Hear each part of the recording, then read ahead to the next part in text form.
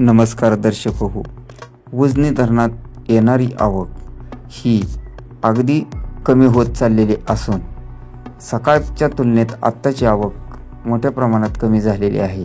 तरीसुद्धा उजनी धरणातून भीमा नदी पात्रामध्ये मोठ्या प्रमाणात विसर्ग सोडण्यात आलेला आहे.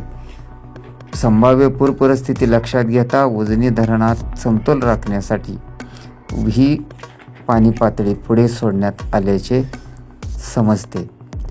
आजची ताजी अपडेट दुपारची काय आहे ही पाहण्या अगोदर आपण चॅनलला सबस्क्राईब केले नसेल तर सबस्क्राईब करा व मिळवत राहा ताज्या व महत्त्वपूर्ण अपडेट. रविवारी दुपारच्या अपडेटनुसार उजनी धरणामधून भीमा नदीपात्रामध्ये 25,000 क्युसेक्सने तर पॉवर हाऊसमधून 1,600 क्युसेक्सने विसर्ग सोडण्यात येत आहे. तर कॅनेलमधून 500 क्युसेक्सने पाणी सोडण्यात येत आहे. परिस्थितीनुसार कॅनेलमध्ये कमी जास्त वाढ अथवा कमी होऊ शकते अशी माहिती मिळत आहे. तर बोगद्यातून काल 200 क्युसेक्सने पाणी सोडण्यात येत होते ते आज 400 क्युसेक्सने सोडण्यात येत आहे.